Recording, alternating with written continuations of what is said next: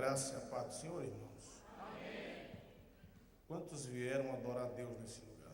Amém. Queridos, sem perca de tempo, eu quero pedir a todos que, se puderem, ficar sobre os pés para fazermos menção da palavra do Senhor com toda a reverência. Há quem diga que esse ato não é um ato reverente. Eu, porém, discordo plenamente, pois vejo que sempre que os filhos de Israel, em momentos solenes como esse que nós estamos vivendo aqui nessa noite, se reuniam e a palavra do Senhor, o livro da lei, era lido diante da congregação, ficavam de pé diante dele homens, mulheres, crianças e anciãos. E essa leitura aqui não é uma leitura como a nossa leitura, que tem a duração no máximo de 10 minutos. Era uma leitura que ia da manhã até a virada do dia, e todo o povo ficava de pé em reverência à palavra do Senhor. Pega na mão dessa pessoa que está do seu lado. Amém? Antes da paz do Senhor para ele, para ela, porque para o mesmo céu que ele vai, você vai também. Amém? Diga para ele e para ela: quem não tem reverência à palavra, não tem reverência a Deus.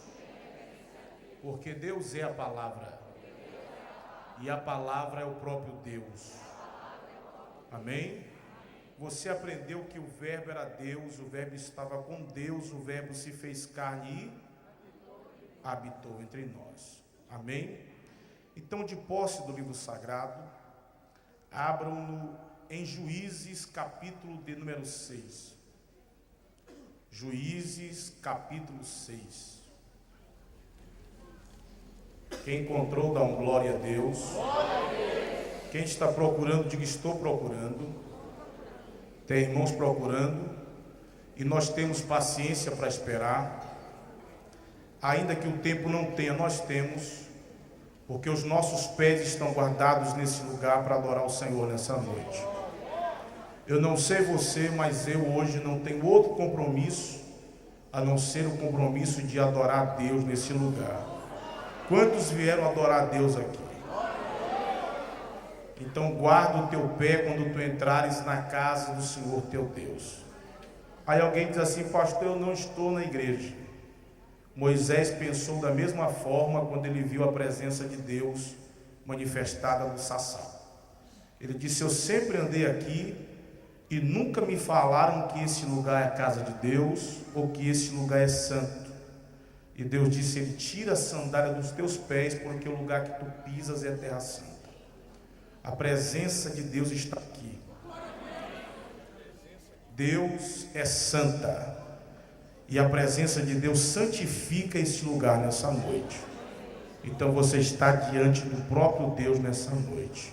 Amém? Guarda o teu pé diante do Senhor teu Deus. Quem encontrou, diga glória a Deus. Antes de fazer essa leitura, eu quero glorificar, exaltar, bendizer o Senhor pela honra que Ele me concede de, por mais uma vez, ter o privilégio de ser porta-voz da sua voz. Quero também louvar a Deus pela vida do pastor Rogério Dantas, que tem sido um pai, por mais essa oportunidade que Ele me concede. Para mim é de fato uma grande oportunidade. Hoje eu me sinto aqui como um novo convertido na igreja da Antioquia, no meio de mestres, doutores e profetas. Mas eu sei que o meu Deus é um Deus que dá graça e capacita os vocacionados. Então, eu sei que Ele me dará graça para ministrar a sua palavra aqui nessa noite. Quem encontrou, diga glória a Deus. Quero louvar a Deus ainda pela vida da minha esposa, a irmã Isabela. Casamos agora recentemente, até que fim, para aqueles que me conhecem, eu desencalhei. Amém? Depois dos 34 anos, Deus fez a obra. Amém? Digo 34 porque eu já vou fazer 35 agora, no final do ano. Então, já está quase depois dos 34 mesmo. Então, louvado seja Deus por isso. Aqui eu me sinto em família, né? Tem muitos irmãos aqui queridos, amados. Pastor Gênio, sempre estou ministrando na igreja dele. A pastora Ana, que é uma mulher de Deus. Pastor Paulo, muitos irmãos. E se a gente for citar o nome de todos, o tempo passa e a gente não ministra a palavra. Mas me sinto muito amado no seio dessa igreja, que na verdade é como se fosse a minha igreja, a minha família.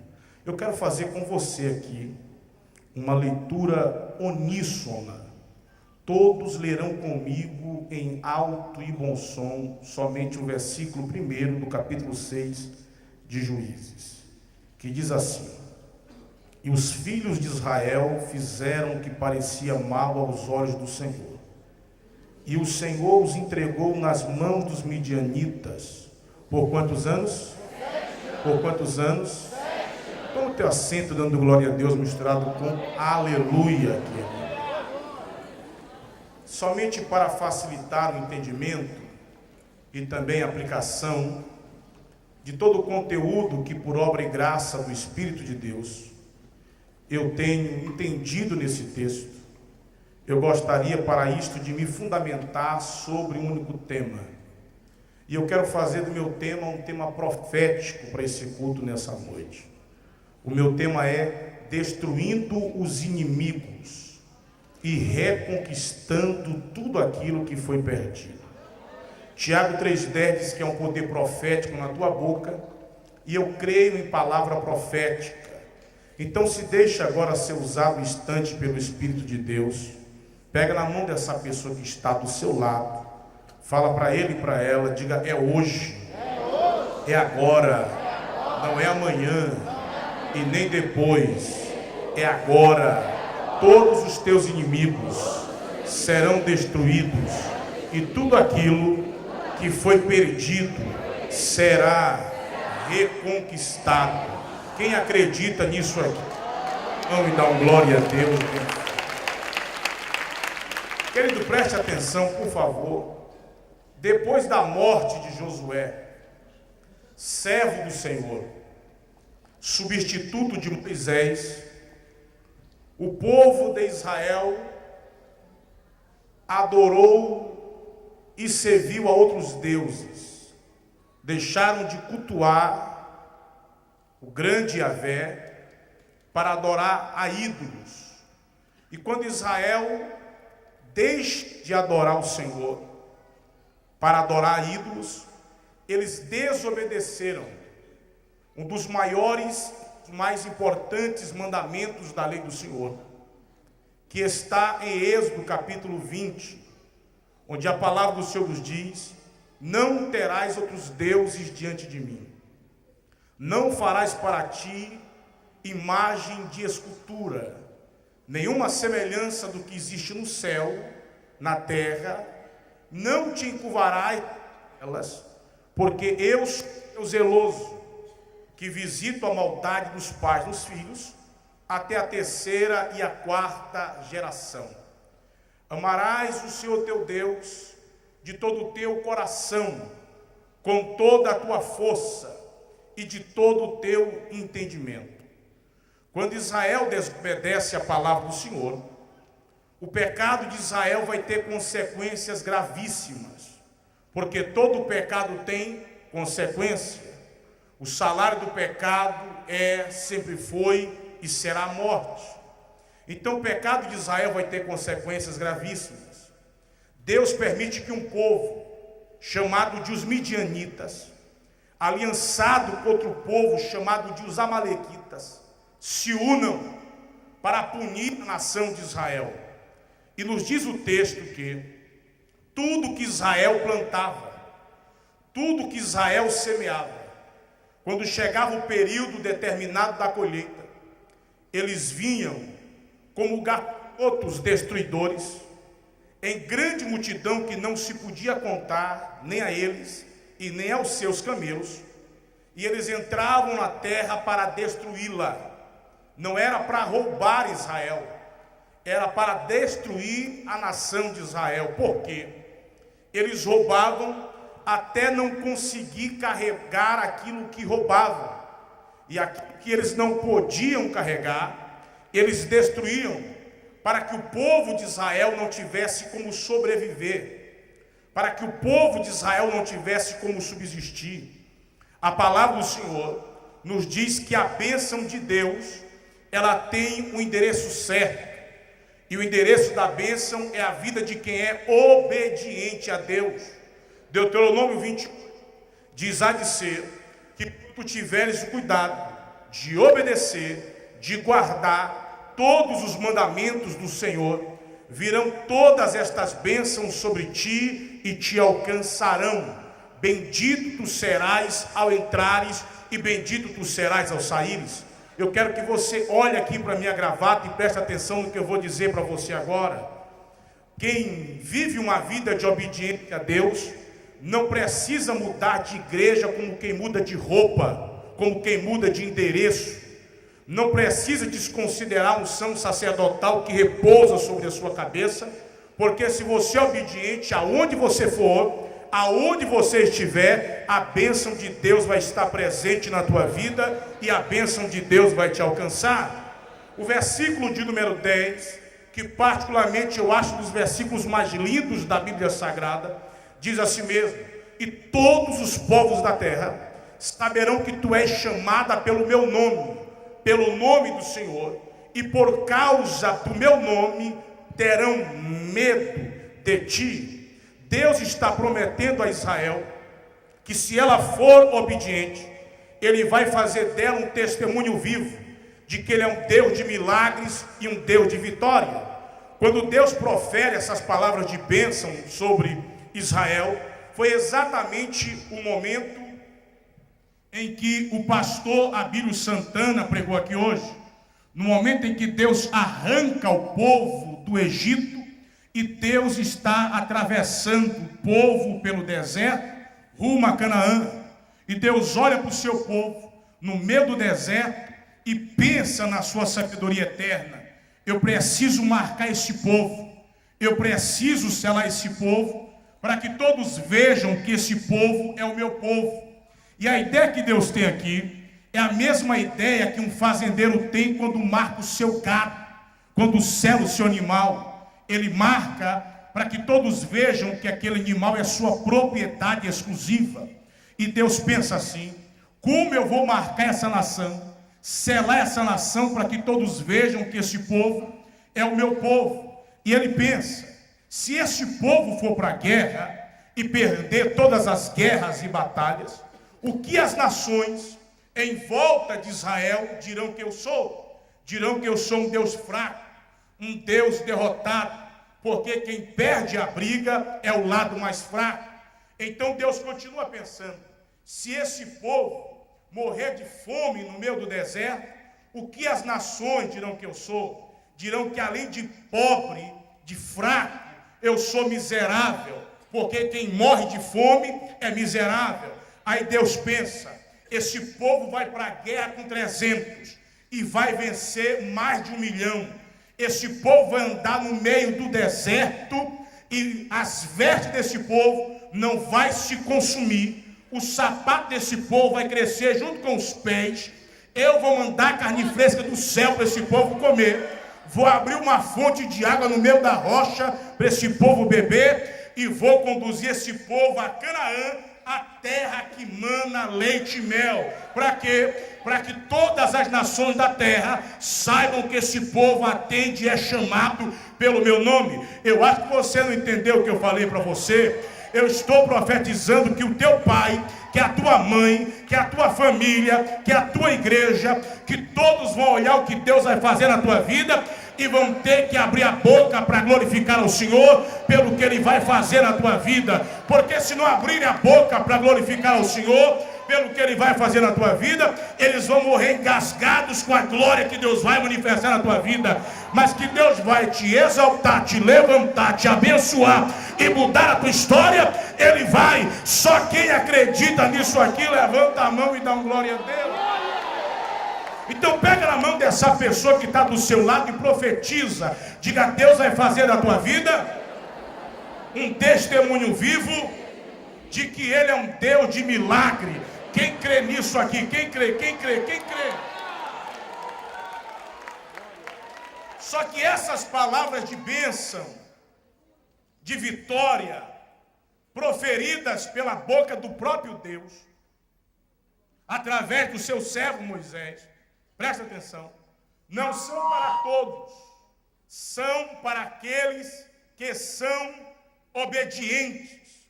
Porque eu falei que a bênção de Deus tem o endereço certo.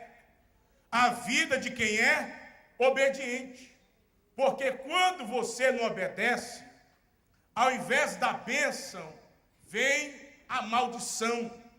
E a maldição, aqui nesse texto, ela veio com tudo. Aqui nós temos uma das cenas mais feias da Bíblia Sagrada, mais ridículas da Bíblia Sagrada. Israel deixa Canaã, abandona a terra da promessa e vai habitar em cavernas, com medo, fugindo do seu inimigo. Deus não te chamou para viver com medo. Deus não te chamou para viver fugindo do seu inimigo. Quem vai sair da tua casa não é você. Quem vai sair da empresa não é você. Quem vai sair do ministério não é você. Quem vai sair do teu caminho é Satanás. Porque tu és a igreja do Senhor Jeová, aquela contra a qual os portões do inferno jamais prevalecerão. Então, no meio desse cenário de miséria, no meio desse cenário de pobreza, os filhos de Israel clamaram ao Senhor. E quando os filhos de Israel clamaram ao Senhor, Deus ouviu o clamor do seu povo. Porque pensa num Deus bom, é o nosso Deus. O nosso Deus sempre ouviu, nunca jamais recusou a oração de um coração que o invoca arrependido. Segundo Crônicas 7,14, diz: se o meu povo, que se chama pelo meu nome, se humilhar e orar, e se converter dos seus maus caminhos, eu ouvirei dos mais altos céus, perdoarei os seus pecados e sararei a sua terra. Deus ouve o clamor de Israel. E quando Deus ouve o clamor de Israel, Deus vai visitar o libertador de Israel. Quem foi o libertador de Israel? Foi Gideão, o 6º juiz de Israel. Só que quando Deus vai visitar Gideão, Gideão já estava pronto para ser líder para a libertação do povo de Israel das mãos dos filisteus. E por que eu afirmo que Gideão já estava pronto? Porque Deus chama Gideão hoje aqui, e depois de 4 dias, Deus envia Gideão para a guerra. E não dá tempo de Deus preparar líderes dentro de 4 dias. Líderes são formados no calor da oração, na fornalha da aflição. E onde foi que Gideão ficou pronto, que você não viu? 7 anos de fome, 7 anos lutando para proteger e alimentar a sua família. Mas Deus estava usando toda aquela crise para moldar o caráter de Gideão. Você não percebeu, mas o diabo estava usando a crise da tua vida para formar o teu caráter um campeão e um vencedor. Eu vou profetizar na vida de quem crê aqui, na vida de quem tem glória e de quem tem aleluia. O diabo que se prepare, porque esse ano não é o ano da tua derrota. Esse ano é o ano do teu milagre e da tua vitória. E se ele se colocar na tua frente, você vai passar por cima dele como uma locomotiva. Quem acredita nisso aqui, dá um glória a Deus bem forte. O segundo motivo pelo qual eu afirmo que Gideão estava pronto é porque Gideão conhecia Deus. Gideão sabia quem era Deus. Nem mesmo o anjo de luz seria capaz de enganar Gideão. E por que eu afirmo que Gideão conhecia Deus? Por uma pergunta que ele faz ao anjo, quando o anjo do Senhor lhe aparece. Gideão não é igual a esses crentes da atualidade, que não suportam uma hora de ministração de mensagem, que não suportam estudar as Escrituras, mas se chegar lá, na sua casa, um testemunha de Jeová, engana eles, eles passam a dizer que Jesus não é Deus e que o Espírito Santo é uma força ativa. Gideão sabia quem era Deus. Quando o anjo lhe aparece, ele diz: varão valoroso, o Senhor é contigo. Gideão pergunta: se o Senhor é comigo, o que é feito de todas essas maravilhas que os nossos pais nos contaram? Não foi esse Deus quem derrotou todos estes inimigos diante de nós? Não foi esse Deus quem nos deu essa terra como herança? Não foi esse Deus que abriu o mar para o seu povo passar a pés enxutos? Com a sua pergunta,